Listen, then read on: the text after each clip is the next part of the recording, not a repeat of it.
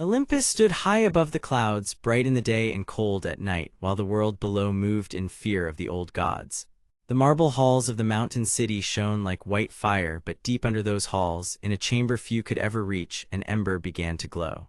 This was not a normal flame. It was the ember of the first storm, a spark forged in the first lightning strike that ever split the sky, and it had waited for ages in silence. Hades, lord of the underworld, felt that silence break before anyone else did. He was a man of stern duty, with black hair, gray eyes, and a heavy dark cloak that never looked soft, even when he stood still. He ruled the dead, but he did not want the cosmos to fall apart, because if reality cracked, then the underworld, the heavens, and the living world would all suffer together. That was why the ember mattered. It was not just treasure. It was one of the seals that kept the worlds in place, and if it awakened fully in the wrong hands, the entire order of existence could come undone. Hades saw the danger at once, but he also saw another problem. The other gods would not listen to him until it was almost too late. They feared his rule, they doubted his warning, and some of them still blamed him for every shadow under the sky. The first to meet him was Zeus, king of Olympus, a broad man with white hair, a gold crown, and a face made for commands. Zeus wanted to keep Olympus strong and untouched, and he trusted power more than caution. Beside him stood Hera, a proud woman with dark brown hair, a silver dress, and eyes that missed nothing. She wanted order, dignity, and control, and she cared deeply about the safety of the divine realm even when she hid it behind sharp words. Ares also appeared, a fierce man with red hair and armor marked by old scars who wanted battle and proof that he was still feared. He loved direct action and hated waiting for signs. Athena came last among the great gods, a woman with blonde hair, calm blue eyes, and a mind that moved faster than any blade. She wanted truth, strategy, and a future that would last. Hades told them all the same thing in clear words. The ember was waking. The seals under Olympus were weakening. A demon army was rising from caverns no map showed anymore. And if the ember was taken, Olympus itself could collapse into chaos. Zeus did not like hearing this from Hades, yet the tremor under the floor made his pride go quiet. Then the chamber lights flickered, and a crack of black smoke rose from the stone. The warning had already begun. They descended together through a hidden stairway beneath the throne halls, and the air changed as they went lower. It grew wet, cold, and heavy, as if the world above had forgotten them. At the deepest gate they found the first sign that the balance was breaking. A drowned kingdom lay beyond the seal, a lost city hidden under black water and broken columns, where old kings sat on overturned thrones and watched the living world through waves that never moved. The drowned king, a pale man with sea-green hair and a rusted crown, spoke with a voice like water in a closed room. He said the ember had stirred because something below it had struck back. Long ago, the first storm had not only forged light, it had also buried fear inside the seals, and that fear was now awake. Before Hades could ask more, the water split open, and chained titans began to pull themselves upward from the mud like mountains remembering how to move. Their names were old, but their anger was simple. They had been bound to guard the seals, yet the demon army had poisoned their sleep and turned their pain into rage. The Titans did not want to destroy reality. They wanted the chains gone, even if that meant the worlds would break. Hades saw the truth in their broken eyes, and for the first time in a long time he felt pity instead of fear. Then the demon army arrived. They came from forgotten caverns in waves of ash, horned soldiers in black armor led by a cruel commander named Vance, a tall man with black hair, red eyes, and a voice full of hungry ambition. Vance wanted the ember because he believed it could remake the cosmos into a world ruled by strength alone. He did not care if the heavens fell. He thought disorder was weakness, and he planned to use the ember to turn every realm into a weapon. His army struck at the drowned kingdom, forcing water and stone to break apart, and the seals shivered again. Hades and the gods fought side by side, but even victory there would not be enough. Then the celestial dragon appeared, and everything changed. It rose from a hidden gulf of light above the fractured underworld, vast and bright, with silver scales, blue eyes, and wings that seemed made of storm clouds and glass. It was not a beast of hunger. It was a guardian, older than memory, placed there to watch the final seals of reality. Its name was Seraphine, and it had guarded the ember since the first storm burned into the world. Seraphine told Hades the real truth, and the truth hit harder than any blade. The ember had never simply powered the seals. It had been split from a greater flame long ago to stop one impossible thing from waking. Deep in the caverns below the underworld waited a void gate, and if Vance joined the Ember to that gate, he would not merely take power. He would open a path for the chaos beyond creation itself. Hades understood at once why the Ember had awakened now. The demon army had been feeding on fear, rage, and resentment for ages, and those feelings had thinned the seals. The Titans had been pushed toward rebellion, the drowned kingdoms had lost their peace, and the gods above had spent too long fighting each other instead of watching the cracks. That was the twist Hades had not expected. The enemy was not just below them, the enemy had been growing inside the divisions among the gods all along. Zeus looked ashamed for a moment, Hera looked thoughtful, Ares looked frustrated, and Athena immediately began to plan the next move. Hades did not gloat, he simply said they had to move now, because the Ember was already calling the Void Gate awake. So the uneasy alliance became a true march into danger. Zeus sent lightning to clear the upper paths, Hera opened sealed halls that had been locked for centuries, Ares fought at the front, and Athena read the shifting symbols carved into the stone. Hades led them downward, deeper than any god had walked in ages, through halls where broken chains hung from the ceiling and cold winds moved against the direction of time. In one chamber they crossed a field of black water where drowned warriors stood frozen in half-forgotten prayer. In another, they climbed a stair made of bone-white rock while demon scouts circled them like vultures in the dark. Hades changed during the journey. He had always ruled with distance, believing that control was safer than trust. But now he saw that control alone could not hold a world together. He had to listen, to share the weight, and to trust others even when his pride resisted. That was hard for him, and everyone could see it. Ares noticed first. He mocked Hades at the start, then began to follow his orders without argument. Hera, who had always looked at Hades with suspicion, saw that he was willing to carry the worst burden so others would not have to. Athena watched him carefully and realized that he was not chasing glory. He was trying to keep all realms from falling into ruin. That made him dangerous in a different way, because a truly responsible ruler could not be easily dismissed. At the edge of the final cavern, Vance waited beside the Void Gate, and the demon army spread around him like a living storm.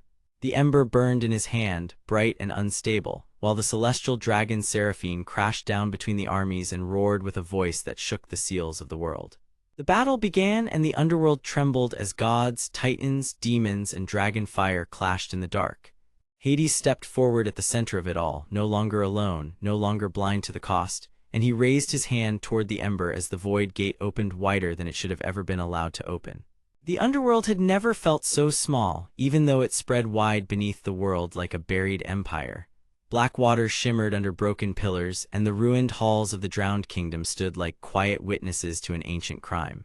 The air was heavy with ash, storm light, and the sound of distant stones splitting apart. Above the shattered throne room, the void gate kept opening with a slow and terrible pull, and everyone there understood the same clear truth. If the gate fully broke, the seals of the world would fail, and nothing inside the dark would stay chained any longer. Hades stood at the center of that danger, with black hair, gray eyes, a dark cloak, and a calm face that hid deep strain. In his hand burned the ember of the first storm, a small sacred flame that shook like a living heart. It was not just power. It was a key, a warning, and maybe a last chance. Around him stood the gods who had come because they could no longer hide from the crisis. Zeus, with white hair, gold eyes, gold armor, and a royal cape, looked proud and worried at the same time. Hera, with dark brown hair, green eyes, a silver gown, and jeweled armor, watched every movement with cold focus.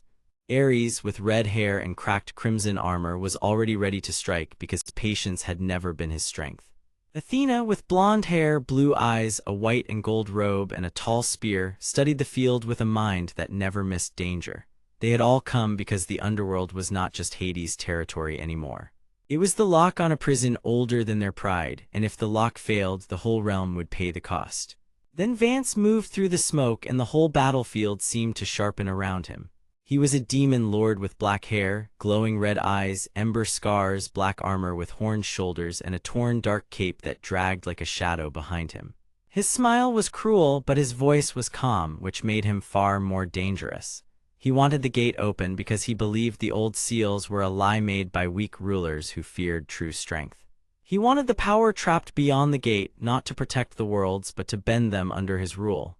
He had spent years feeding on unrest, sending whispers into demon courts and stirring titans against gods because chaos made his rise easier. Now, with the gate already cracked, he believed he could take the Ember from Hades and force the final opening himself. That was why the battle had begun. That was why the dead halls were shaking. Seraphine, the celestial dragon with silver scales, blue eyes, and luminous wing membranes like storm clouds, had crashed down between the armies to stop that plan before it could finish. Her body shone with pale light, and her roar had shaken the seals because she was not just a beast of war. She was one of the ancient guardians tied to the balance of the prison itself. She had come because she knew the Ember was never meant to be used by greed, only by the one who would suffer to keep the world safe. She lowered her massive head beside Hades, and for one brief moment, her presence made the broken throne room feel like a courtroom of the old age, where lies could not survive long. The first clash came like a storm hitting a cliff. Ares charged forward with a furious shout, his heavy gauntlets smashing against demon blades and driving the front line back in sparks and dust. Zeus raised his hand and called down a great burst of golden force that split black smoke and forced Titans to stumble in surprise. Hera moved with cold grace, her silver sleeves flashing as she shielded the center line and turned a rushing wave of dark energy aside. Athena guided the battle with sharp, clear commands, placing each defender where they could hold the line longer and waste less strength. She did not fight for glory. She fought to keep people alive and to protect the seal. Hades watched all of it, and for the first time, he did not try to carry the burden alone. That change mattered more than any blow. He had once believed that being ruler meant standing apart, silent and hard like stone. Now he understood that duty did not mean isolation. It meant trusting the right hands at the right time. He stepped toward the Ember and felt its heat climb through his arm, then through his chest, then into the old fear he had buried for too long. He had spent so many years guarding the underworld that he had forgotten how much the worlds beyond it depended on his choices. That was the truth Vance never understood. Power without duty was just hunger. Duty without trust was just ruin, and Hades could now see that he had almost let both sides pull him into the same mistake. Across the broken floor, Vance laughed and sent a wave of dark force toward the Ember, trying to rip it from Hades' hand. Seraphine moved first, spreading her storm wings and slamming her body into the attack, where light and darkness burst apart in a flash that sent cracks racing across the stone. The impact forced Vance back, but it also made the Void Gate react. The broken gold rings around it shuddered, and the red cracks inside the black stone brightened like fire beneath ice. Athena narrowed her eyes and gave the next warning in a clear voice. The Ember and the gate were linked. If Vance forced the Ember into the seal, the gate would not close. It would wake. That was the hidden trap buried under the entire war. Vance was not trying to destroy the prison. He was trying to make the prison open in a controlled way so he could take command of whatever ancient force waited inside. This revelation changed everything. It explained the timing, the demons, the titans, the pressure on Hades, and even why Seraphine had arrived at the perfect moment. The battle was never only a siege, it was a theft. Hades tightened his grip on the Ember, and the small flame answered with a violent pulse of orange-white light. The Ember was unstable because it could feel the gate pulling on it, like two doors trying to open at once. He understood then that if he tried to command it with force, it would tear loose and spread the damage farther. He needed calm, not domination. He needed a will steady enough to guide a storm without trying to own it. Zeus saw the change in him and stepped forward, not as a proud ruler, but as a brother who finally understood the burden. Hera did the same, bringing order to the field with sharp commands that gave the defenders room to breathe. Ares snarled at the pressure of the demon's surge, but even he shifted to protect the center instead of chasing revenge. Athena moved beside Hades and spoke only once because she knew he did not need speeches. He needed the truth. She told him that the Ember could seal the gate only if it was offered, not seized. It had to be given by someone who accepted the cost. Hades closed his eyes for one brief moment, and in that silence he saw the shape of his own mistake. He had treated the underworld like a kingdom to control, when it was also a promise to guard. He opened his eyes again, and the stern ruler standing there was no longer blind to what duty truly meant. He reached toward the void not to conquer it, but to meet it. Then the gate answered with a roar that shook the ruins, and from inside the dark opening came a voice that did not belong to any god or demon there. It was old, empty, and patient, as if something long trapped had finally noticed the world again. Seraphine lifted her head, her blue eyes flashing with alarm because she knew that voice. Vance turned too, and for the first time his hungry confidence cracked. Whatever was behind the gate was not a tool, it was not a prize, it was a force that even he had not fully understood. Hades felt the ember burn hotter in his palm, and he knew he had reached the edge of a choice that could not be undone. He would need to decide in the next moment whether to bind the gate shut or step deeper into the dark to learn what had been waiting there all along. The battle still raged, the throne room still shook, and the fate of the underworld still hung open in the balance. The throne room of the underworld trembled like a tower in a storm, and the deep black floor shivered under every of power. Broken pillars leaned at sharp angles, dust floated through red light, and the great void gate stood open at the far end like a wound in the world. Hades, the ruler of this hidden realm, stood in the center of the chaos with his black hair falling around his stern face, his gray eyes fixed and cold, his dark cloak sweeping behind his black armor accents and heavy silver sash. He was not a loud ruler and he was not a reckless one, but he had always carried the weight of duty, even when no one thanked him for it. In his palm, the ember of the first storm burned orange-white and alive, with tiny lightning threads crawling across his skin and faint black smoke curling upward. He now understood the truth in a way he had not before. The ember was not just power, it was a key, a warning, and a test. Behind the gate waited something ancient, and if he made the wrong choice, the underworld could fracture, the dead could spill into places they should never reach, and every soul under his care could be lost in endless chaos. Floor, Vance laughed with a cruel smile that never reached his ember-scarred face. He was a man with black hair and glowing red eyes, wrapped in black demon armor with sharp horned shoulders and a torn dark cape that snapped in the hot wind. He wanted the ember for one simple reason, and that reason made him dangerous in a way even the gods could understand. He believed the ember of the first storm could break every seal, tear down every wall, and open a path where he could command terror without limit. He did not care what happened to the dead, the living, or even the gods, because all he wanted was the chance to stand above every throne and never be questioned again. Around him, dark force swirled in hard rings, trying to push the gods back from the gate. Zeus stood with his white hair bright under the red light, his sharp gold eyes blazing beneath a gold crown and a white royal cape. His bright gold armor flashed whenever he raised his arm, and his pride was clear even through his concern. Hera, a woman with dark brown hair, green eyes, and an elegant silver gown with layered armor details and jeweled shoulders, watched every angle with a calm but sharp look, as if she could already see the shape of the next betrayal. Ares, a man with red hair and intense brown eyes, slammed one heavy gauntlet into the floor and snarled for a direct attack, his cracked crimson armor and battle cloak covered in dust from the clash.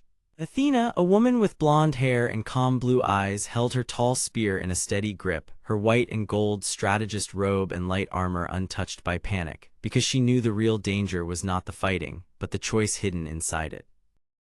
Arrived through the broken ceiling light, and even the battle seemed to pause for one breath. She was a celestial dragon with silver scales, blue eyes, glowing horn ridges, and long wing membranes that looked like storm clouds caught in moonlight. Her body curved through the air with regal control, wrapped in pale light that made the red shadows around her seem weaker.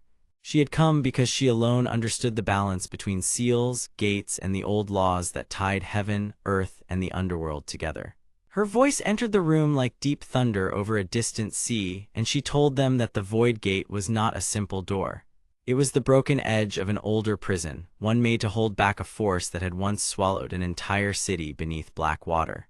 The drowned kingdom was real, and it had vanished long ago because its rulers tried to use the same kind of power now burning in Hades' palm.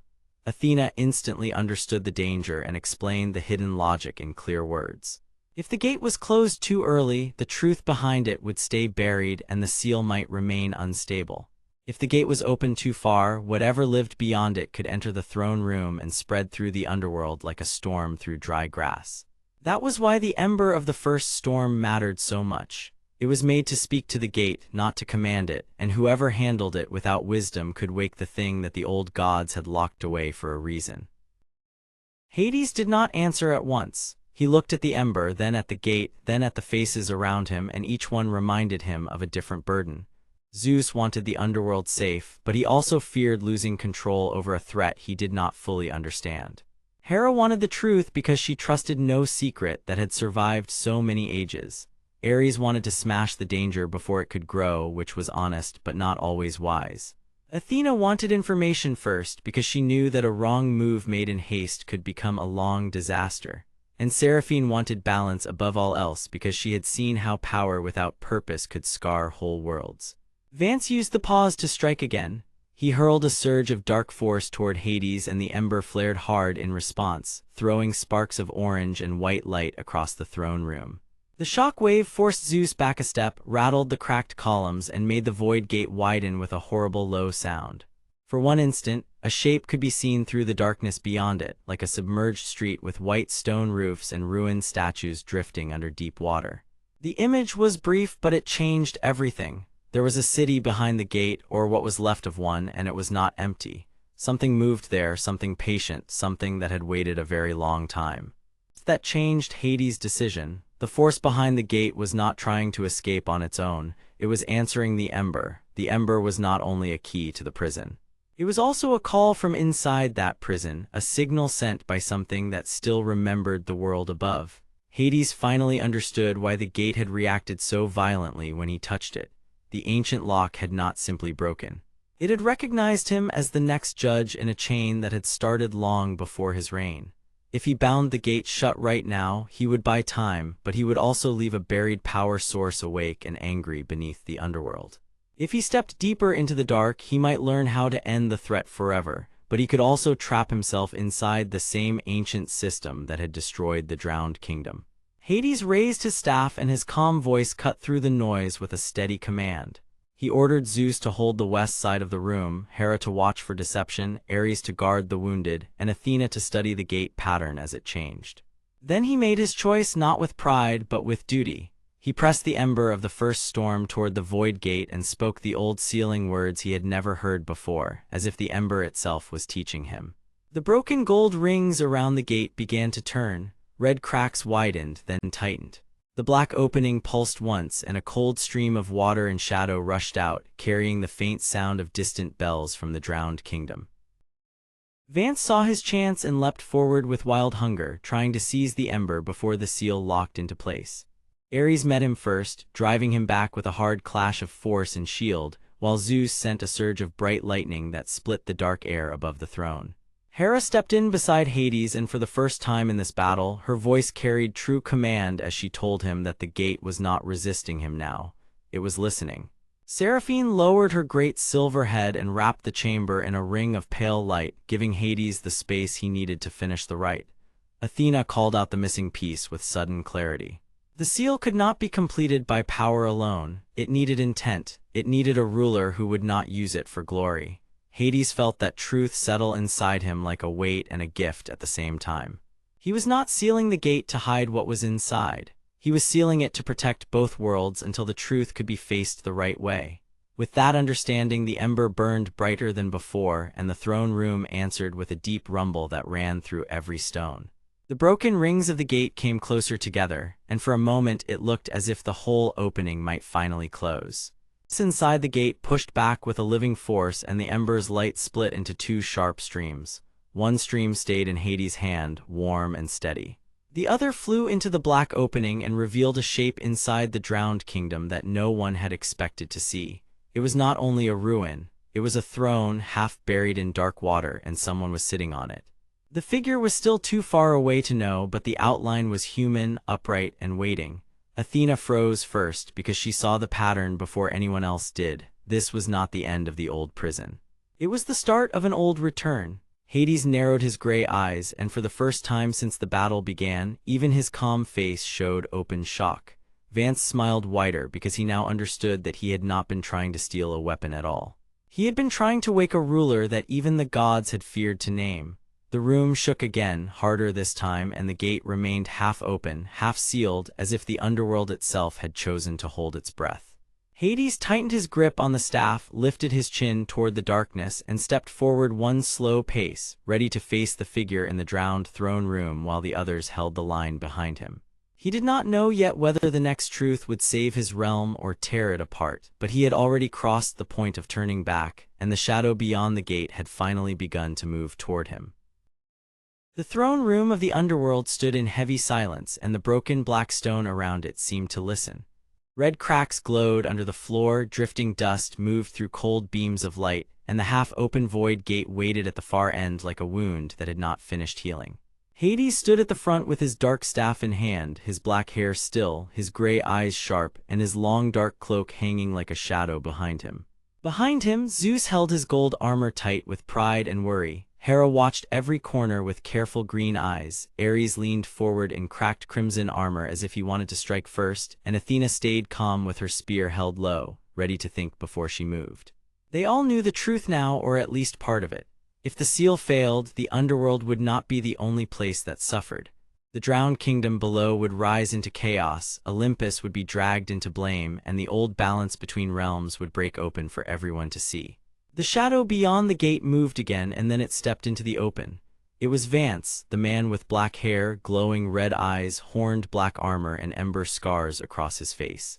His torn dark cape dragged over the wet floor, and his cruel smile made his whole body seem hungry for power. He had not come here by accident.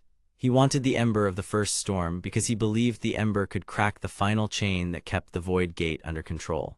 He had studied old temple records, hidden sea routes, and broken god seals for years, and every step of his plan came from one simple hunger. He did not want peace.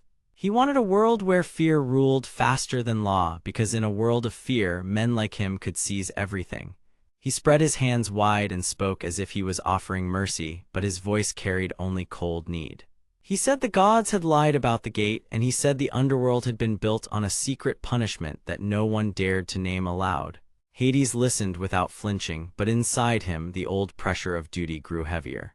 He was not only guarding a realm now, he was guarding the last line between truth and ruin. Vance raised one hand, and the red cracks in the floor answered him with a low hum.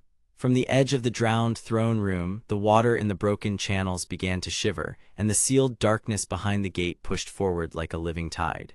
Then the ember of the first storm appeared in Vance's other hand, small but bright, glowing orange-white with thin lightning threads dancing around it. The sight made Athena narrow her eyes at once because she understood the danger before anyone else spoke. The ember was not just power, it was a key, and it only worked if someone fed it with divided loyalty. That was why Vance had chosen this moment. He had not come to force the gate alone. He had come to make the gods doubt one another until the seal weakened by itself. Hera saw the pattern first, and her proud face turned hard.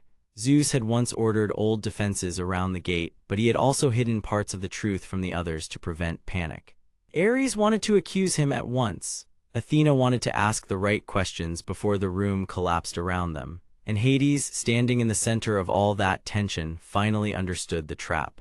Vance did not need to beat the underworld by force. He only needed to make the gods fight over who had lied first. Then Seraphine rose from the shadowed water behind the broken throne, and the room changed all at once. The celestial dragon was immense, with silver scales that caught the dim light, blue eyes that shone like winter sky, and luminous wing membranes that moved like storm clouds in slow motion. Her horn ridges glowed softly, and pale light wrapped around her long body as if the air itself respected her. She was ancient, regal, and terrible in her calm, and even Vance stepped back when she lifted her head. But Seraphine did not come to destroy the room. She came because the ember of the first storm had called her, and she had been bound to that ember since the first seal was made. She explained the rule in a voice that sounded like wind over deep water. The ember had been forged in the first storm that ever touched the border of the realms, and it could either renew the seal or shatter it forever. The choice depended on intent. A pure hand could close the gates. A greedy hand could open a path that never ended. That was why the old gods had hidden the ember, and that was why Vance had been hunting it through the drowned kingdom. He did not want to unlock truths. He wanted to command a doorway no one could ever fully close again. Hades looked from Seraphine to the ember and then to the faces of his allies. He saw pride, fear, doubt, and old guilt in them all. Zeus had kept secrets because he feared the realms would panic. Hera had watched those secrets grow because she feared conflict would tear the heavens apart. Ares wanted action because he hated waiting while enemies smiled. Athena understood too much, and that burden made her quiet. None of them were simple, and that was why the room was so close to breaking. Then Hades made the choice that changed the shape of the moment. He lowered his staff, not in surrender but in trust. He told the others that if the Ember needed a pure hand, then no one should carry it alone. They would decide together, and they would do it openly. That choice shocked even Zeus, because Hades had every reason to stand apart and rule by force, yet he chose shared duty instead. Athena stepped forward first, then Hera, then Zeus, then Ares, each one placing one hand near the Ember without touching it yet. The glow brightened, and the red cracks in the floor began to calm. For one breath, hope seemed possible. Vance had prepared for hope, and that was his cruelest strength. He laughed, and the sound bounced off the shattered pillars. He claimed that the underworld and Olympus had both already failed, because the seal was built on a lie that hid an even older crime. Then he revealed the part he had saved for last.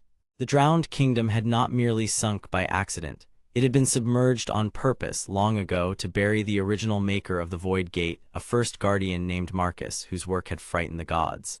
Marcus had forged the gate not to trap evil, but to contain a storm born from the clash of divine pride. The rulers of that age had sealed him beneath the sea and called it justice. Hades felt the room turn colder at those words, because now the lie had a face and a history. The seal was not only failing from age, it was failing because it had been built on fear, not truth. That was the revelation Vance had wanted to unleash. If the others believed it without thought, they would abandon the seal. If they rejected it without care, they would repeat the same old mistake. And if either side reached for force, the Void Gate would tear wider. Hades understood then that the enemy was not simply standing before him. The enemy was using real truth as a blade. Zeus stared at the Ember, and for the first time his gold eyes lost some of their pride. Hera asked if Marcus had truly been buried below the sea, and Seraphine answered with a slow nod. Athena pieced the rest together at once. She said the old gods had hidden the maker because they feared he might reveal that the seal was unstable from the start. Ares growled that fear had caused all of this, and he was not wrong. Vance smiled because the room was close to tearing itself apart, but Hades raised his staff again before that could happen. He spoke with the same calm he had used when he first stepped into the underworld many ages before, and he told everyone that a lie did not erase a duty, but it did demand repair. The gate still had to be held, the drowned kingdom still had to be protected, and the truth about Marcus could not be used as a weapon by a hungry man like Vance. Then Hades took one slow step toward the Ember, and the others followed him. Not because they all agreed, but because they all understood that standing together was the only way forward. Between their hands, hot enough to make the air tremble, and the lightning threads around it began to circle in a new pattern. Seraphine bent her head and sang one deep note, and the sound steadied the chamber like a firm hand on a shaking door. The Void Gate answered with a long groan from deep inside the stone, and the red cracks in the floor split wider for an instant before settling again. Vance saw his chance fading, and his smile turned sharp. He threw power into the room, trying to overwhelm the bond that had formed, and black smoke burst from his armor as the Ember shook violently. Ares lunged to meet him, gauntlets raised, while Zeus moved with a flash of gold light, and Hera called out a warning just as the shadows on the wall began to twist. Athena shouted for Hades to stay centered, because if his focus broke, the Ember would lose its balance. Hades planted his staff into the floor, drew in a slow breath, and focused on one thing only. He would not let fear choose the future again. He would hold the line, learn the full truth, and make the seal answer to truth instead of lies. The gate still trembled, Vance still fought, and the drowned throne room still shook with power, but Hades now stood at the center of the storm, ready for the next move, while somewhere deep behind the broken seal, something ancient finally began to awake. The underworld shook like a wounded giant, and the dark stone floor flashed with red cracks that ran under Hades like living fire. Broken pillars leaned at strange angles, dust drifted through the cold air, and the distant roar of the Void Gate rolled through the chamber like a deep, angry drum. Hades stood in the center with his dark staff planted hard in the floor, his black hair falling straight around his stern face, his gray eyes fixed forward, and his heavy silver sash resting still against his dark cloak. He looked calm, but his whole body was ready, because he knew the danger now had two parts. One danger was the gate itself, which trembled with old force. The other danger was Vance, the man in black demon armor who smiled like a storm that wanted to become a ruler. Vance had glowing red eyes, sharp horned shoulders, a torn dark cape, and ember scars across his face, and he was pushing every ounce of his hunger into the broken seal. He did not want peace, and he did not want truth. He wanted the power behind the gate because he believed it would make him stronger than every god who had ever pushed him aside. That made him dangerous, but it also made him predictable. Hades had seen pride like that before, and he knew it always reached for control first, then broke apart when it found resistance. Behind the gate, something ancient shifted and woke a little more, and the sound of that movement made even the water in the drowned kingdom tremble far below. The submerged city lay silent and ruined, with white columns, faded statues, and a forgotten throne hidden under black water, but now its ghostly blue light began to pulse in answer to the seal above it. Hades understood then that this was not only a prison, it was a lock built around a memory that someone had tried very hard to bury. Her light cut across the room, and Seraphine descended through the broken roof of shadow and stone. The celestial dragon was ancient and regal, with silver scales that caught the light like polished moon metal, blue eyes that stayed clear and sharp, and luminous wing membranes that moved like storm clouds in a calm sky. She lowered her long body beside Hades, her glowing horn ridges shining through the dust, and she stared at the gate with deep worry. Seraphine had not come to fight for glory. She had come because she had felt the seal cracking across the deep places of the world, and she knew that if the wrong voice reached the thing behind it, the damage would spread beyond the underworld. She had guarded old sky paths for ages, and she had watched divine storms break kingdoms when pride spoke louder than wisdom. Now she wanted one simple thing, the same thing Hades wanted. She wanted the truth before the world paid for another lie. Not long after, Marcus stepped through a shattered archway with slow, careful steps, his gray hair wet with mist, his pale blue eyes tired but determined, and his old sea-worn bronze armor marked by barnacles and age. He wore a cracked white cloak, and his weathered guardian helm hung at his side like a reminder of an older burden. Marcus had been the maker who helped build the Void Gate long ago, and he had spent years carrying shame because the world thought the seal was meant to hide a monster. He had not built it to trap power for greed. He had built it to hold back a divine storm that was supposed to be impossible to stop. His motive was simple and painful. He wanted to fix the mistake before the same storm found a new opening. When he looked at the gate, his face tightened because he knew the shape of the old work and the hidden weakness in the rings. He also knew that someone had changed the story of the gate on purpose, and that false story had become a weapon. Before he could speak more, Athena arrived with quiet steps, her blonde hair tied back, her calm blue eyes measuring every crack in the chamber, and her white and gold strategist robe moving lightly over her armor. She carried a tall spear and a mind full of plans, but her real strength was not the weapon. Her strength was the way she saw through confusion. She did not trust panic, and she did not trust half-truths because both of them made wars last longer. She came to force order into the chaos, and she immediately demanded that everyone speak plainly. Then Zeus entered through the broken throne doors in a burst of gold light, his white hair sharp against the dark room, his gold eyes hard with pride and concern, his bright gold armor reflecting the red glow from the floor, and his white royal cape moving behind him like a banner of authority. Hera followed at his side, dark brown hair gathered beneath a formal royal headdress, green eyes cool and watchful, and an elegant silver gown layered with armor details and jeweled shoulders.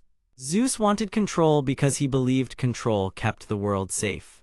Hera wanted answers because she understood that control without truth always turned into fear. Ares came last, red hair wild, brown eyes intense, cracked crimson armor scuffed by battle cloak torn at one edge, and heavy gauntlets clenched as if he expected a fight in every direction.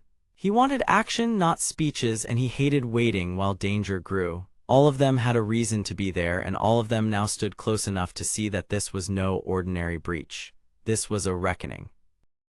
As the gods gathered and his voice bounced off the black walls with hungry delight, he said the seal had already failed, and he said the old world had lied to everyone for too long. He claimed the thing behind the gate belonged to no throne and no law, and that whoever controlled it would finally stop kneeling. His words were half truth and half poison. He had learned enough to sound convincing, but he did not understand the full story, and that made him reckless. Hades saw that clearly. Vance was not only trying to open the gate. He was trying to force the truth to obey his own ambition. He believed the hidden power would answer strength, but the old magic of the Void Gate did not work that way. Marcus stepped forward and spoke the truth in a voice rough with age. He explained that the gate had been built around a living storm, a divine force too wild to be left free, and that the seal could only stay closed if the truth of its purpose remained clear. That was the twist hidden inside the old work. The gate did not simply need strength to hold, it needed honest memory. Lies weakened it because every false story changed the balance of the seal. The people who had called the gate a prison for evil had been wrong, or at least incomplete. It had been made to protect both worlds from a storm that could tear water, stone, sky, and dream apart if it ever broke loose. That was why fear had been so dangerous. Fear had made the gods hide the truth, and the hidden truth had made the seal unstable. Zeus stared at Marcus in shock because he understood at once that the old council had not told him everything. Hera narrowed her eyes because she already suspected that someone had shaped the story for political gain.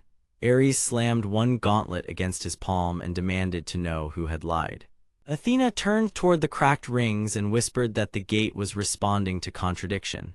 Every lie, every insult, every moment of pride was making the broken seal worse. Hades listened to all of it, and something inside him shifted. He had spent too long believing that power alone could solve a broken world. Now he saw that power without truth only fed the wound.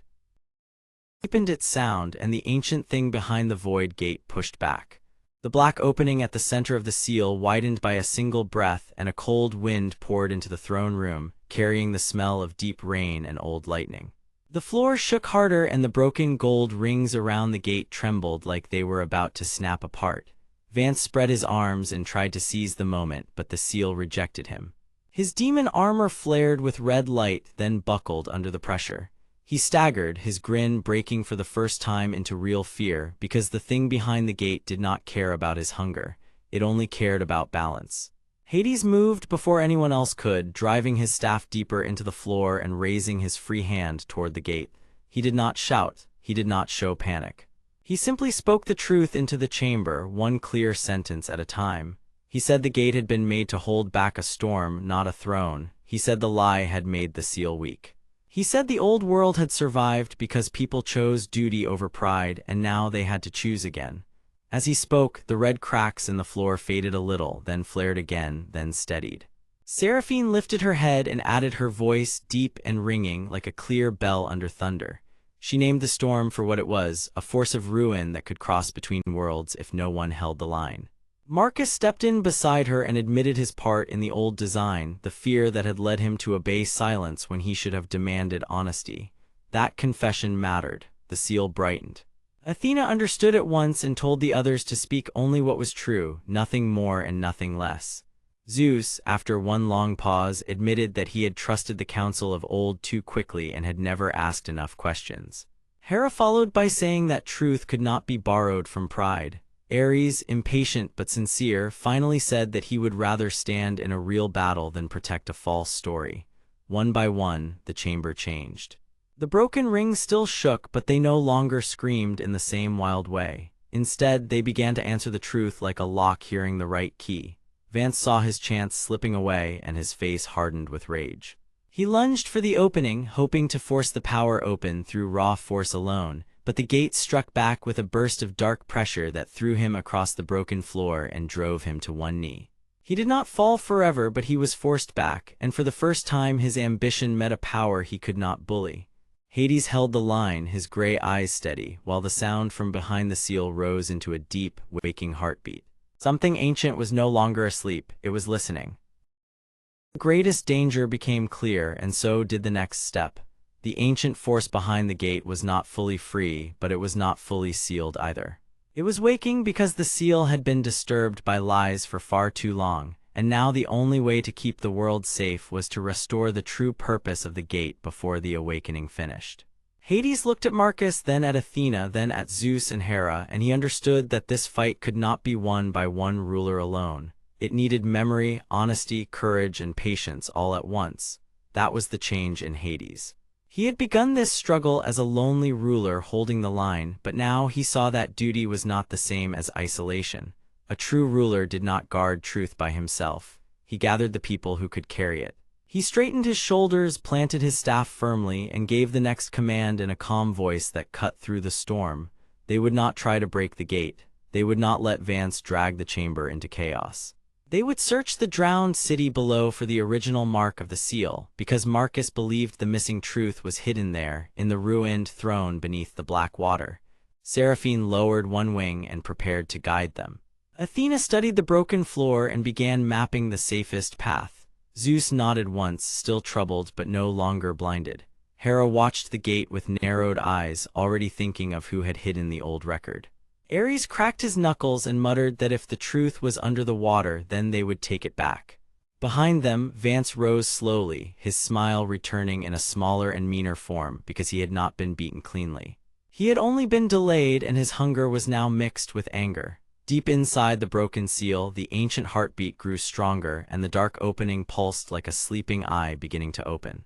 Hades felt the pressure of that sound in his chest, but he did not step back. He looked into the storm and made his choice. He would go down into the drowned kingdom, uncover the first lie, and bring the truth back before the waking force finished rising. The chamber rumbled in answer, the seal shivered, and the next part of the journey waited below the dark water, where the oldest answer in the underworld was about to be found. The underworld chamber shook with a deep, slow pulse, and black water rose in thin waves across the stone floor. Red cracks glowed under the broken steps of the throne room, while dust drifted through the heavy air like ash after a storm. Hades stood at the edge of the dark opening, his black hair still, his gray eyes fixed on the water below, and his dark cloak hanging straight around his armored frame.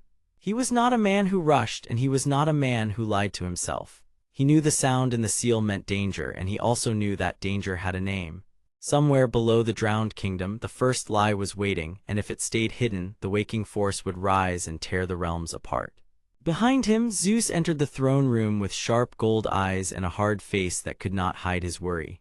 His white hair caught the red light, and his gold crown shone against the shadowed walls. Hera came beside him in a silver gown with layered armor, her dark brown hair gathered neatly under a royal headdress, her green eyes calm but watchful. Ares stormed in next, red hair loose over cracked crimson armor, his heavy gauntlets clenched as if he wanted to strike the problem itself.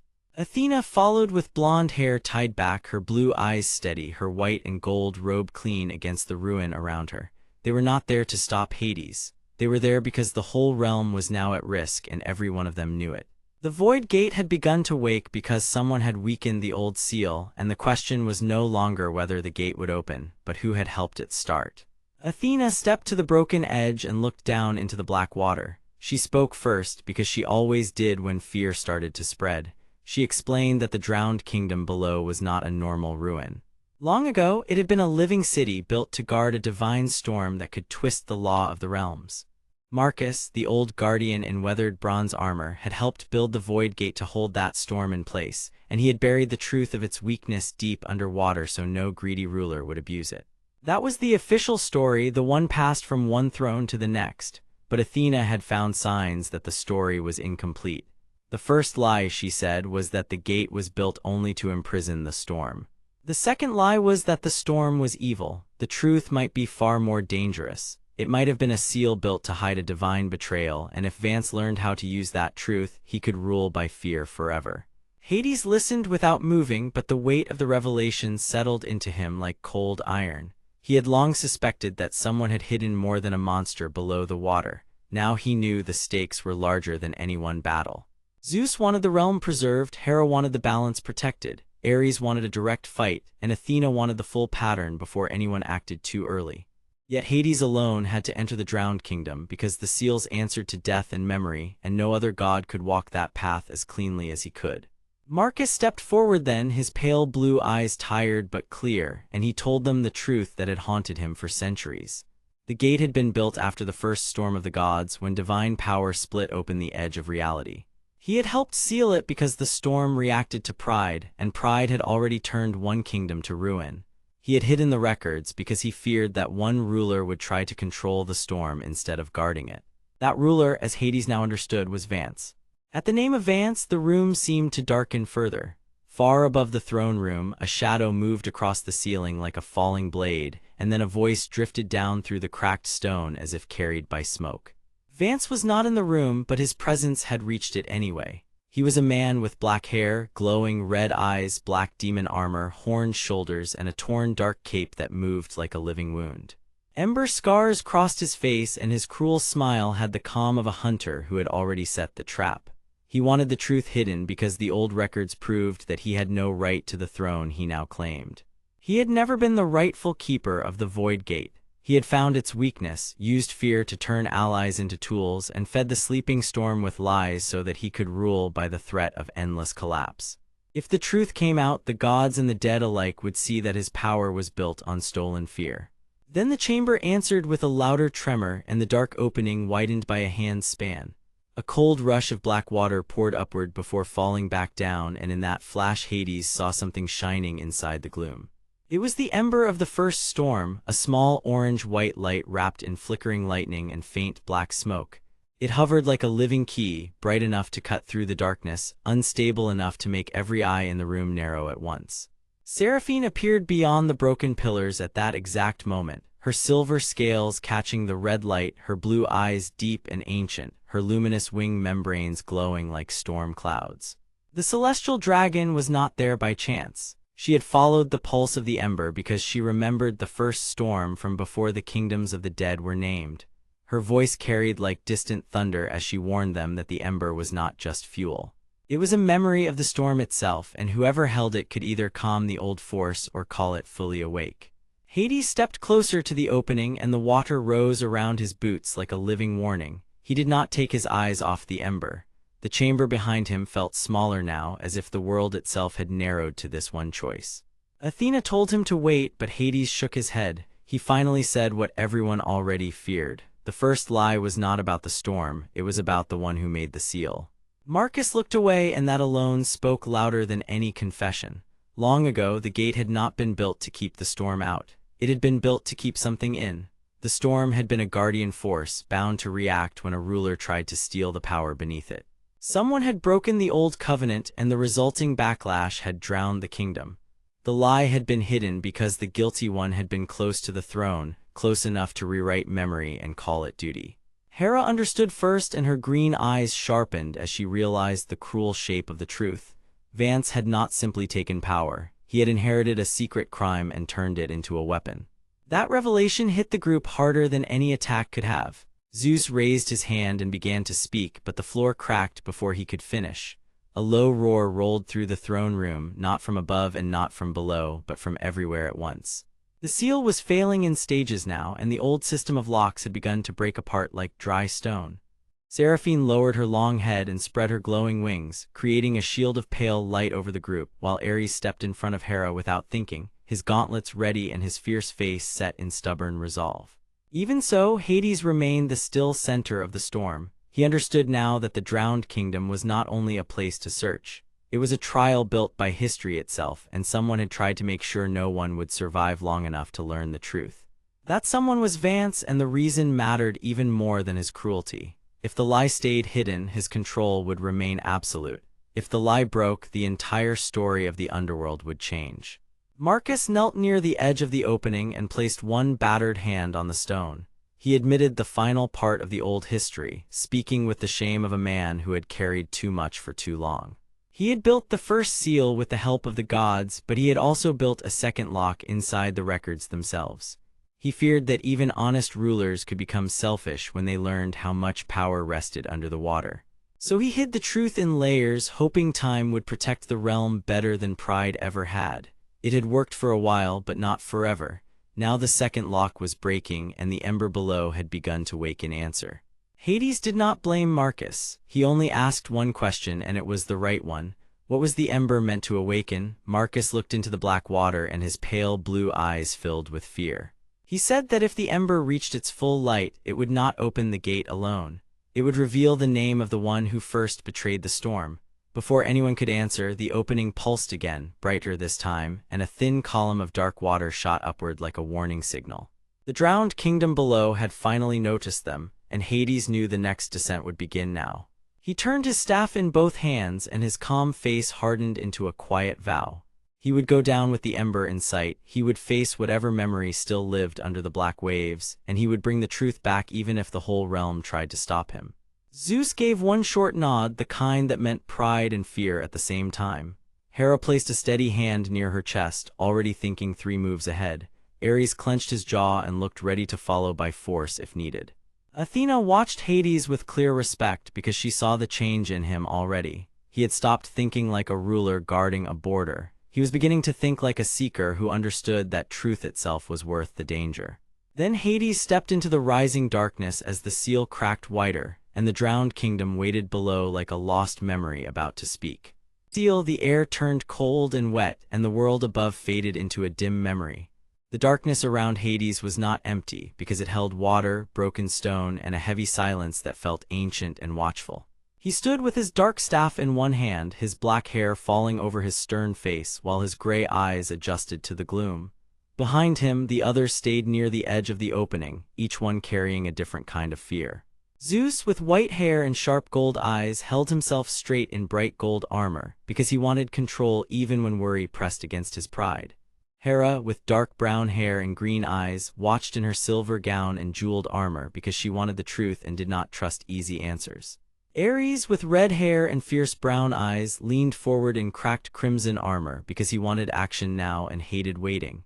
Athena, with blonde hair and calm blue eyes, kept her tall spear steady because she wanted facts before force.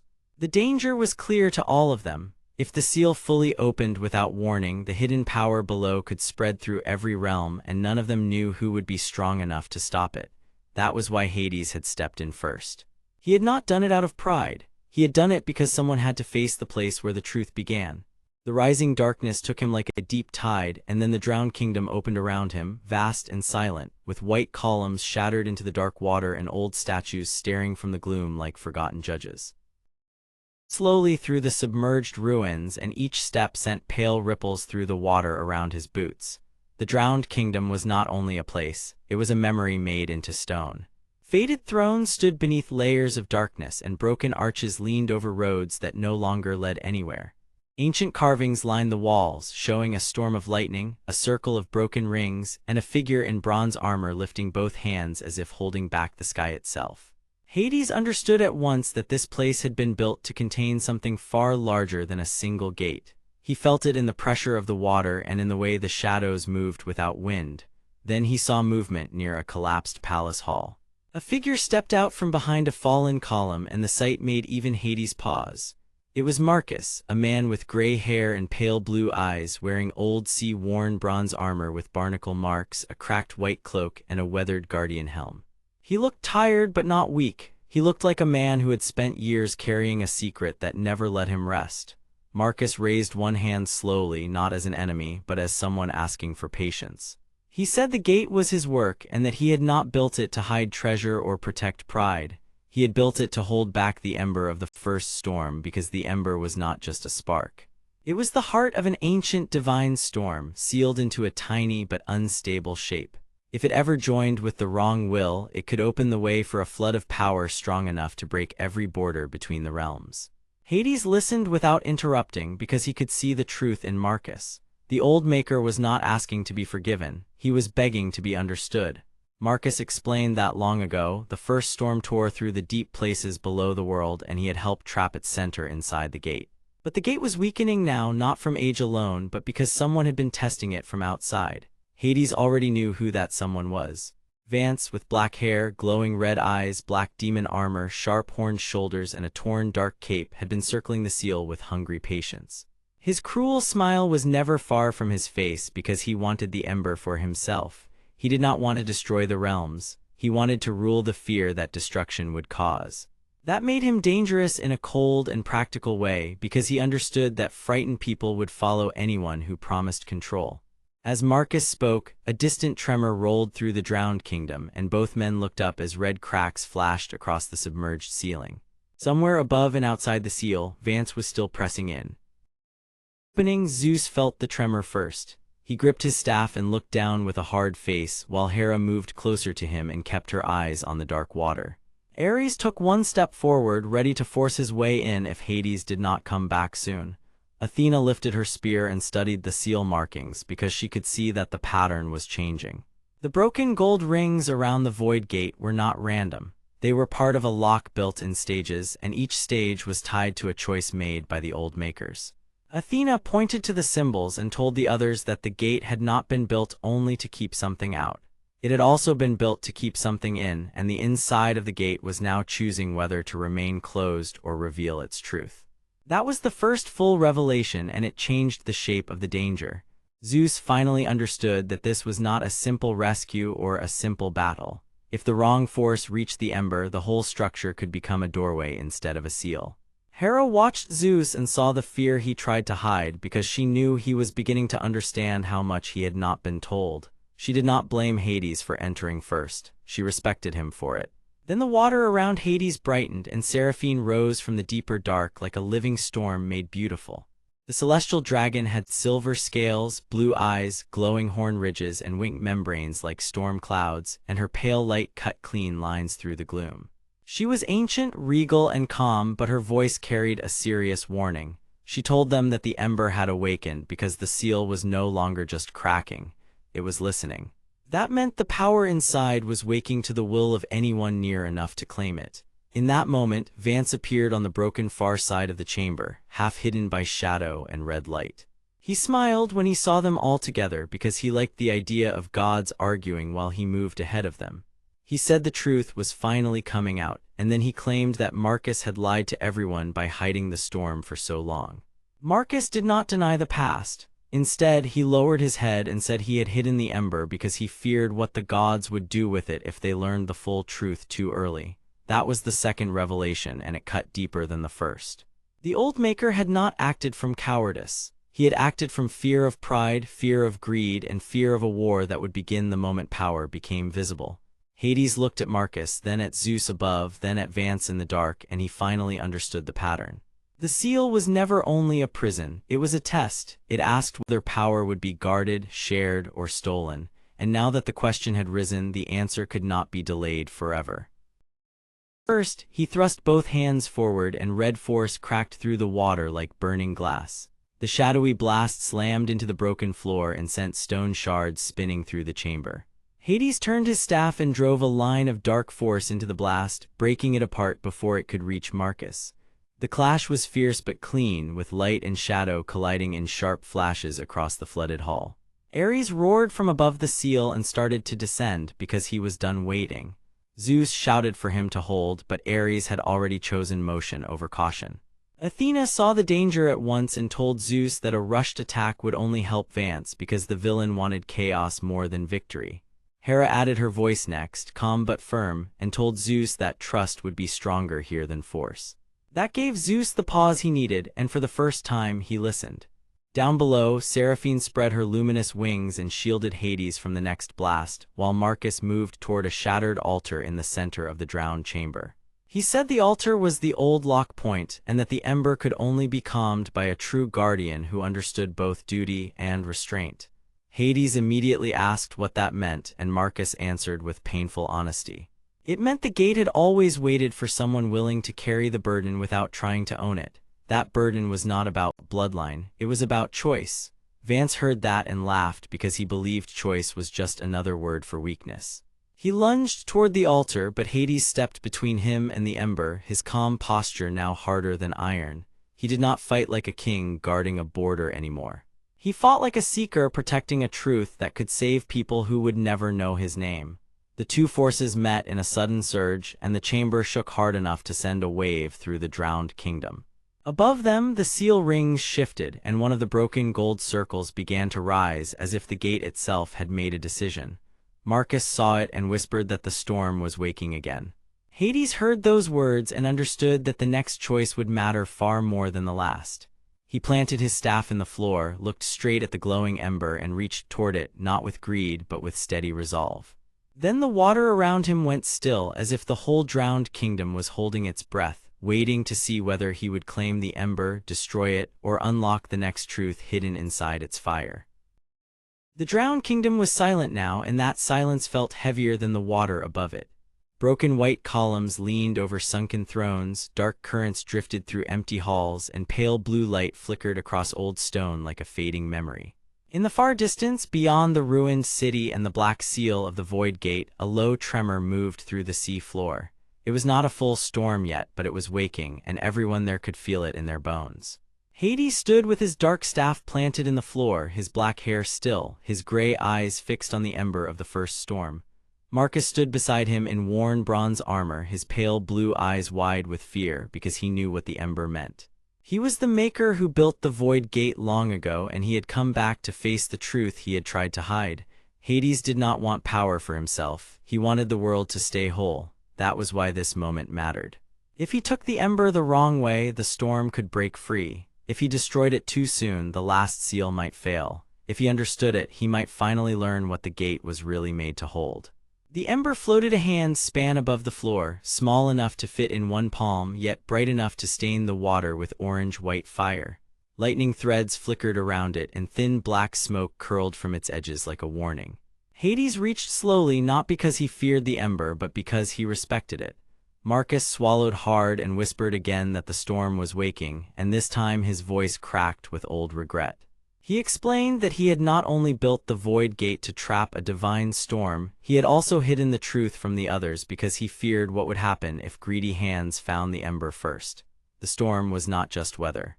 It was a living force born from the first clash between heaven and the deep, and the Ember was the key that could wake it fully or quiet it forever. Hades listened without anger. He knew lies often came from fear, and fear often came from a wish to protect. Then the water changed. A shadow moved across the ruined throne room, and a new presence stepped from the dark. Forward with black hair slicked back by the water, glowing red eyes, and that cruel smile he wore whenever he believed the end was near for someone else. His black demon armor caught the Ember light in sharp angles, and the torn dark cape behind him drifted like a broken wing. Ember scars marked his face, and every line of him said hunger and ambition. He had followed the hidden signal of the Ember because he wanted the power for himself. He did not care about the drowned kingdom, and he did not care about the people outside it. He wanted the storm because a storm could break old rules, shatter old kings, and give a man like him a chance to seize a throne built from fear.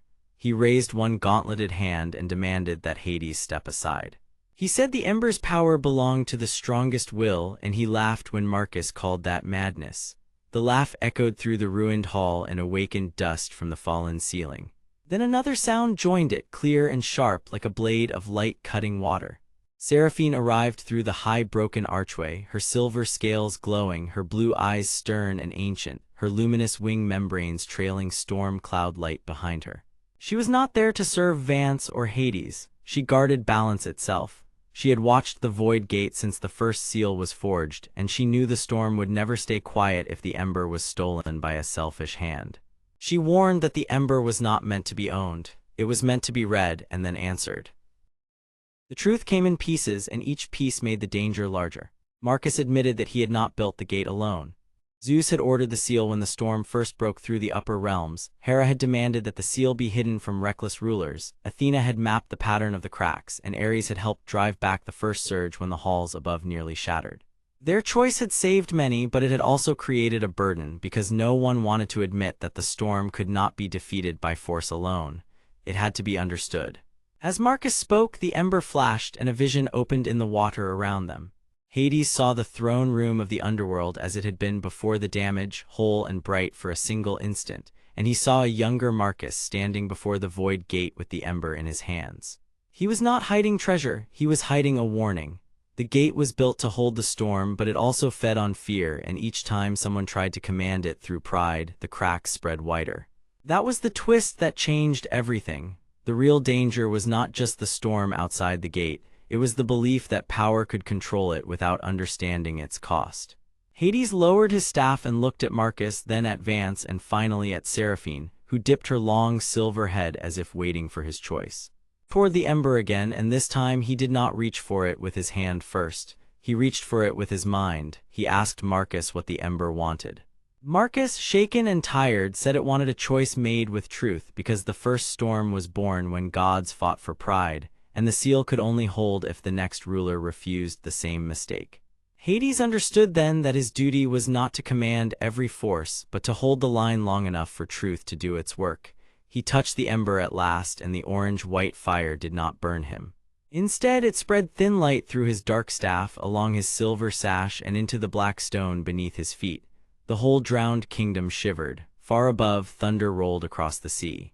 Deep below, red cracks across the Void Gate glowed brighter, and the dark opening at its center widened by a breath.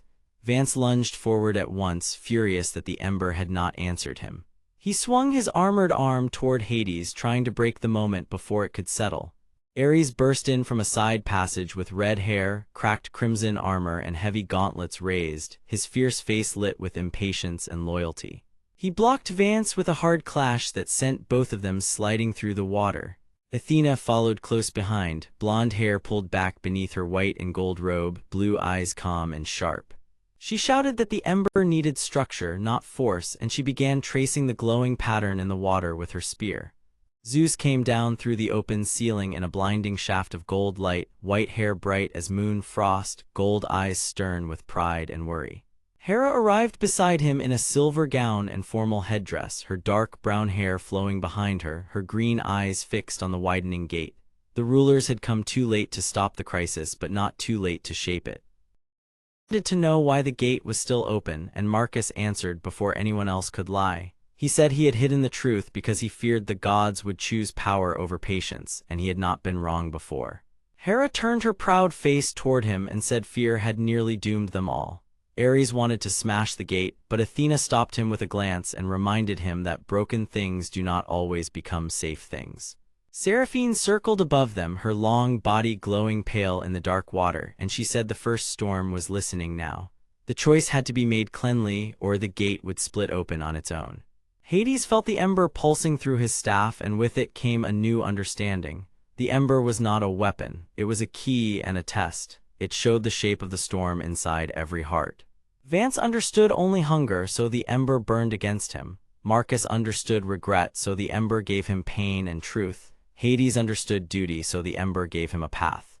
He raised his staff, and the light from the ember drew a circle across the broken floor.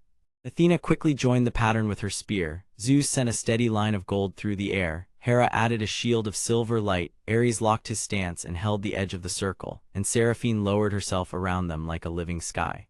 For one hard moment, it seemed the plan might work. Answered with a deep shaking roar, and the water around them turned thick and wild. The red cracks spread farther across the black stone, and the dark opening inside the void gate pulled at the ember like a hungry mouth. Vance saw his chance and tried one last desperate move, shoving past Ares and reaching for the light. But Hades turned, calm as stone, and slammed the butt of his staff into the floor. The ember flashed so bright that even Vance froze. The circle held, the storm line bent. The gate did not break, but it did not close either. It opened just enough to show a shape moving inside, something vast and ancient, something that was not a storm alone and not a god alone, but a force built from both wrath and will. Marcus stared at it, and for the first time his fear changed into certainty. He recognized the shape, and his face went pale. He said the truth at last, and his words cut through the water like a bell. The first storm had not been sealed completely. A part of it had been trapped, yes, but a part had also been bound to a promise. Someone had to carry that promise forward, or the whole seal would keep failing little by little until nothing remained. Hades heard him, and his gray eyes narrowed with resolve. He knew the next part of the journey would not be a simple battle. It would be a descent into the oldest mistake of all, where the storm began and where the final answer waited. Behind him, Zeus and Hera turned to each other in grim silence. Ares tightened his grip. Athena studied the glowing pattern. Seraphine watched the opening in the gate, and Vance smiled again, because even now he was already planning how to steal the next secret. The ember burned steady in Hades' hands, the drowned kingdom trembled under the weight of the truth, and the story moved forward into a choice that none of them could escape. The kingdom lay silent under heavy water, but the silence was never peaceful. Broken white columns leaned in the dark, ruined thrones sat under drifting sand, and faded statues stared through the gloom as if they still remembered the age when this place had a king. Above it all, the void gate waited like a wound in the world, its black stone frame cracked with red light, its broken gold rings hanging around a dark opening that seemed to pull at every shadow nearby. Hades stood before it with the ember of the first storm burning steady in his hand, his black hair falling against his stern face, his gray eyes fixed and calm, and his long dark cloak moving in the underwater currents. He had the look of a ruler who had carried sorrow for too long, yet still chose duty. Zeus stood behind him in bright gold armor, white hair shining in the blue gloom, his gold eyes proud but worried. Hera held herself straight beside him, dark brown hair set under her royal headdress, green eyes sharp and watchful, her silver gown and layered armor catching the ghostly light. Ares, with red hair and fierce brown eyes, gripped his heavy gauntlets as if he wanted to strike the answer itself. Athena, with blonde hair and calm blue eyes, studied the glowing pattern around the gate with patient focus. Seraphine, the ancient celestial dragon, floated in the water like a living storm cloud, her silver scales pale and her blue eyes full of ancient warning. And nearby, Vance watched with black hair, ember scars, and glowing red eyes, smiling with the cruel patience of a man who did not want peace, only control. The danger was clear now. If the ember was used wrongly, the gate could open wider. If it was hidden, the storm inside it might keep growing. If it was stolen, the wrong hand could turn an old prison into a weapon. First, the old guardian stepped out from the broken shadow of a throne hall, his gray hair drifting around a weathered helm, his pale blue eyes tired but steady, and his sea-worn bronze armor marked with barnacles and deep scratches from many long years. He was the maker who had built the Void Gate long ago, not to trap treasure, but to hold back a divine storm that had once torn across the seas and sky. His cracked white cloak floated behind him as he raised one hand toward the ember. He did not beg for it, he did not even ask. He spoke with the weary truth of a man who knew how much the world could break. He said the ember was not a key in the usual way. It was a memory of the first storm, shaped into fire, and only a willing hand could place it into the gate without letting rage control the seal. Athena immediately understood the hidden meaning. The gate was not just locked by power. It was locked by intention. The old maker had built it so that hatred, greed, and panic would fail. Only a choice made with clear purpose could finish the seal. That was why Vance wanted it. He did not believe in shared duty, only in taking what would make him stronger. He stepped forward with a sharp grin and said the gate should be claimed, not protected. He argued that the weak had already failed the world once, so the strong should control what came next. Zeus tightened his jaw at that because the argument sounded dangerous and familiar. Hera saw it too. Ares wanted to rush Vance and force him back, but Athena lifted her spear just enough to stop him. She knew a clash here could break the pattern around the gate and release the storm in a sudden surge. At the ember, and for a moment the whole chamber seemed to listen. The orange-white light flickered against his black armor accents and heavy silver sash, and the dark staff in his other hand hummed like it recognized the same ancient duty. He understood then that Marcus had not come to rescue them from the choice. Marcus had come to reveal the rule of the choice. The truth struck harder than any enemy blade. The Void Gate had been built by someone who feared the gods would use divine storms to rule the seas, the sky, and every realm below. So the Maker had tied the seal to a simple test. Whoever held the ember had to decide whether the world should be guarded by trust or ruled by force. That was the reason the gate had answered so strangely when the storm began in the drowned kingdom. It was not waking by accident. It was testing the hearts around it. Seraphine lowered her great head and spoke in a deep voice that rolled through the water like thunder. She confirmed what Marcus had said. She had guarded the outer signs of this storm for ages, but even she had not known the full truth until the pattern shown in the gate. The storm was not just weather, it was a living pressure, a force that reacted to fear, pride, and greed. If those emotions ruled the chamber, the gate would break open under the wrong command. If calm truth ruled it, the seal could hold. Vance laughed softly at that and called it a weakness. He said feelings were just chains that kept strong rulers from acting first. Then he tried to move through the water toward Hades, reaching with one armored hand for the ember. At once, the broken gold rings around the Void Gate flashed red, the black stone face shuddered, and dark ripples ran through the drowned kingdom like a warning. Ares stepped in front of Zeus and Hera with a hard shout, his battle cloak cutting through the water, while Zeus raised his hand and sent a blast of crackling force that slammed the floor and forced Vance back. The demon-armored man twisted in the current, his torn dark cape snapping behind him, but he landed with a smile that showed he had expected resistance. He wanted the fight to begin because every clash made the others choose faster, and every fast choice made mistakes easier to steal. Athena saw the trap at once. She called out that Vance did not need to win the battle. He only needed chaos, because chaos would let him snatch the ember when no one was looking. Hades shifted his grip on the staff and stepped between the ember and the gate, placing himself where the choice could not be stolen. He spoke with a low voice that carried through the chamber, telling them all that the ember would not be used for pride or revenge. It would be used for duty or not at all. That was when Marcus revealed the final part of the truth. He had not built the gate alone. He had built it with a divine promise, and the promise still lived inside the pattern. The storm would accept one who held both power and restraint, but only if that one chose to share the burden instead of claiming it. That meant the seal needed more than one hand, more than one will, and more than one heart willing to stand still when fear said to run. It changed everything because it meant the burden could not rest on Hades alone. Zeus, Hera, Athena, and even Ares would have to decide whether they trusted one another enough to act as one. Zeus frowned not because he disagreed, but because he hated being asked to share control. Hera watched him closely, and in that quiet look, years of royal pride and private fear passed between them. She told him without soft words that power without trust was the very thing that had brought them to this edge. Ares, still tense and ready for violence, surprised everyone by lowering his gauntlets first. He said he did not like waiting, but he liked Vance even less, and he could at least see that the Ember wanted calm hands.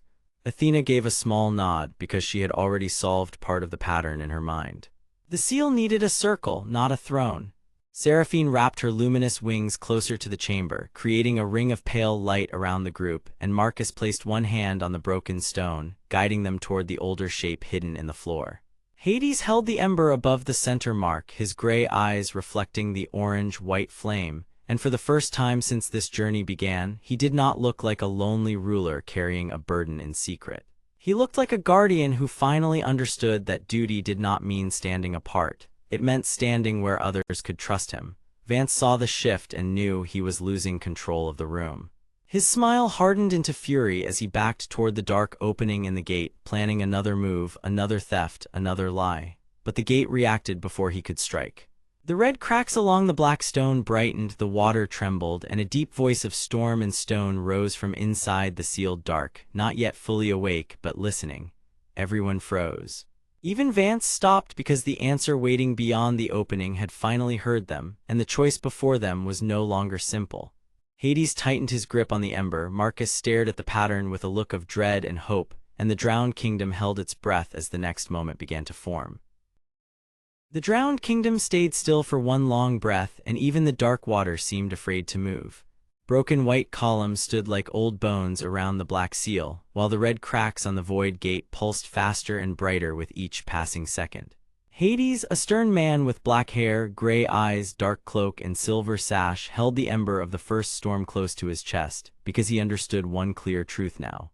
The thing behind the gate was awake enough to listen, and if it heard the wrong voice, the whole sealed ruin could turn into a path for storm and ruin. Marcus, the gray-haired guardian who built the gate long ago, stared at the glowing pattern with pale blue eyes full of dread, because he knew the seal was failing in the exact way he had feared for years. Vance, the black-haired demon lord with glowing red eyes, cracked armor, and a hungry smile, slowly lifted his hands and welcomed the danger because he did not want safety. He wanted the power inside the gate, no matter what it did to the world after he took it. Nobody spoke at first because the deep voice from within the black opening rolled through the flooded chamber like thunder under the sea. It was not a monster voice, and it was not a human voice, but something older, wiser, and far more patient. Zeus, the white-haired king with gold eyes, gold armor, and a royal cape, stepped forward with pride and worry in equal measure, because he had ruled storms for ages and still felt the pressure of this one.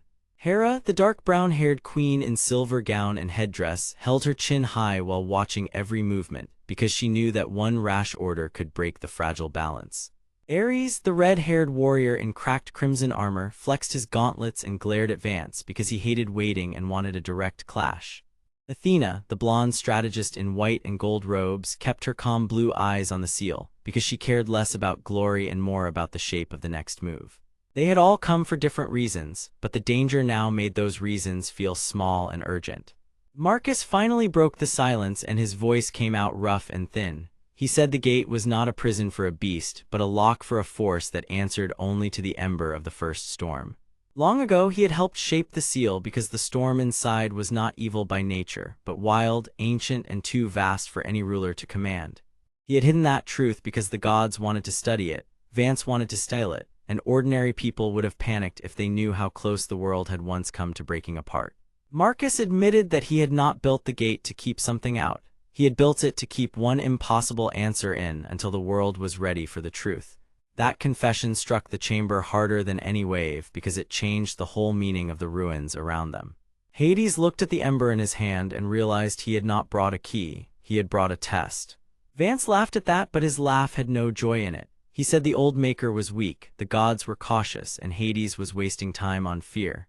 Vance believed that any power sealed away was power that belonged to the strongest hand, and he had spent years proving to himself that only force made the world honest. He stepped closer to the open crack, and the red lines in the stone brightened in answer, as if the void itself liked his hunger. Zeus raised his arm and ordered him back, but Vance only turned his glowing red eyes toward the Golden King and said that storms did not bow to crowns. Ares moved as if ready to strike him, yet Athena held one hand out and stopped him because she had already seen the larger trap. The voice inside the gate was listening to all of them, and it was learning what kind of hearts had gathered there. If Vance spoke the right lie, the gate might open wider. If the wrong person touched the ember, the seal might collapse into a storm that no one could contain. Then Seraphine arrived. The celestial dragon broke through the dark water above the chamber like a blade of silver light, her long body wrapped in pale glow, her blue eyes bright and ancient, her wing membranes shining like storm clouds. She was majestic and terrifying at once, and when she landed near the broken throne steps, the whole chamber shook from the force of her presence. Even Vance took a half step back because he understood that Seraphine did not come as a servant to any crown. She came because the balance itself was in danger. Her voice was calm, deep, and clear, and she said the ember of the first storm had never belonged to one ruler, one kingdom, or one god. It belonged to the moment when the world first learned to hold back chaos without crushing it. That truth stunned Hades because it meant the ember was not a weapon and not a treasure. It was a promise, and promises could be broken only by greed or fear. Seraphine then turned her long gaze toward Marcus and asked the question he had avoided for centuries. If the gate was built to hold something living, what had he feared most when he sealed it? Marcus closed his eyes, and for the first time the old guardian looked like a man carrying a wound that had never healed. He confessed that he had once heard the voice inside the storm before the gate was fully sealed, and it had not threatened him. It had asked for help. It had said it was holding back a larger disaster from beyond the drowned world, something even the gods had forgotten. That revelation hit like cold rain. The sealed force was not simply trapped, it was contained while standing watch over another danger. Hades felt his stern face harden with new understanding, because now his duty had changed from guarding a prison to protecting a watchtower. Zeus lowered his hand, his pride giving way to thought, and Hera finally showed surprise because the truth made the old seal look less like a warning and more like a sacrifice. Vance, however, heard only opportunity. If the thing in the gate was guarding another power, then forcing it open could let him take both. He spread his hands, smiled wider, and began to speak words meant to provoke the storm voice into anger. The chamber reacted at once. The red crack spread another step across the black stone, and the dark opening widened just enough to show a moving wall of storm light within. Water shook loose from the ceiling in hard sheets, and the broken pillars groaned as if the whole underworld room was starting to lose its shape. Hades planted his staff and stepped in front of the ember because he finally understood what Marcus had wanted all along. The ember needed a bearer who would not use it for conquest. It needed someone willing to stand between power and hunger. Hades looked at Zeus, Hera, Ares, and Athena, and in that one moment he stopped carrying himself like a ruler who had to solve everything alone. He asked them for help plainly and without shame. That small choice changed the room more than any spell could have done. Zeus nodded once, Hera lifted her chin, Ares grinned with fierce approval, and Athena quietly took position at Hades' side, ready to guide the next move. Even Marcus straightened because the burden he had carried for so long was no longer only his. Vance saw the shift and became more dangerous, not less. His smile vanished and his ember scars flared under the shadow light. He shouted that shared power was just another word for weakness, then rushed toward the seal with both gauntlets raised. Ares met him first, and their clash sent dark sparks skittering across the flooded floor. It was not a killing blow or a brutal end, but a fierce push that drove both men apart for a breath. Zeus struck the air with royal force, and a crack of gold light slammed into the chamber ceiling, breaking Vance enough to slow him. Hera called for order, Athena shouted the angle of the stones, and Marcus finally stepped toward the ember with trembling hands, because he knew the last lock could only be set by the maker who once shaped it. Then the voice inside the gate spoke again, louder now, and everyone heard the same terrible line in the same instant. It said the storm was not waking for them. It was waking because someone from outside had already found the second door. Hades turned toward Marcus with sudden alarm, and Marcus turned toward the dark opening with the look of a man who had just realized the final secret was still hidden deeper inside. The whole chamber fell into a tense, breathing silence, and the ember in Hades' hand burned brighter than before. The void gate did not open fully, but it no longer felt asleep. It watched them now, and the drowned kingdom around them seemed to wait for the next command. Hades stood in the center of the broken throne room, no longer just a tired ruler with a staff, but a man who had chosen trust over pride. Marcus reached toward the seal, ready to finish what he began, while Vance gathered himself on the far side, already planning his next move with bitter focus. Above them, Seraphine spread her silver wings and cast pale light over the red cracks as if she was marking this place for a battle still to come. The truth had changed everything, but the danger had not gone away. Somewhere beyond the gate, something else was listening now, and the next choice would decide whether the world was protected, betrayed, or forever split open. The throne room of the underworld still shook with low, rolling pressure, as if the stone itself could hear the argument and hated what came next. Red cracks glowed through the black floor, broken pillars leaned under the weight of old damage, and dust drifted through pale light from Seraphine above. Hades stood near the void gate with his dark staff planted hard beside him, his black hair hanging still, his gray eyes calm but sharp, while his long cloak and silver sash moved in the hot. The throne room of the underworld shook under a deep red glow, and dust rolled across the black stone floor.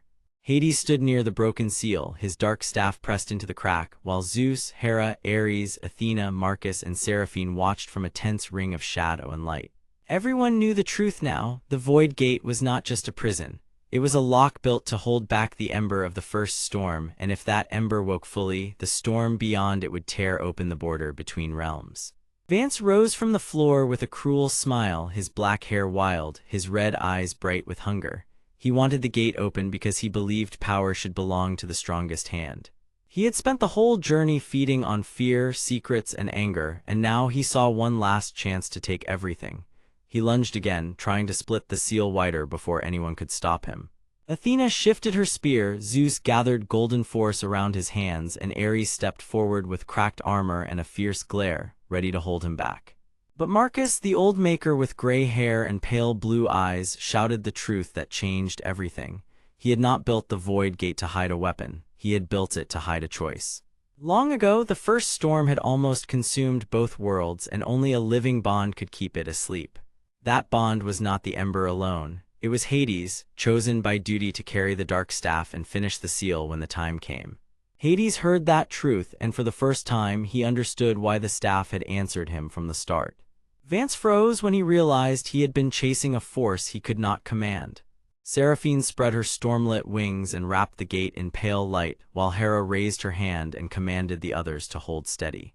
Hades stepped into the center, calm and unshaken, and turned the staff inward instead of outward. He sealed the crack not with force but with trust, truth, and his own will. The ember dimmed, the red in the stone faded, and Vance was driven back as the gate locked shut again. When the silence finally came, Hades no longer looked like a man carrying a burden. He looked like a ruler who had accepted it, and that changed everything.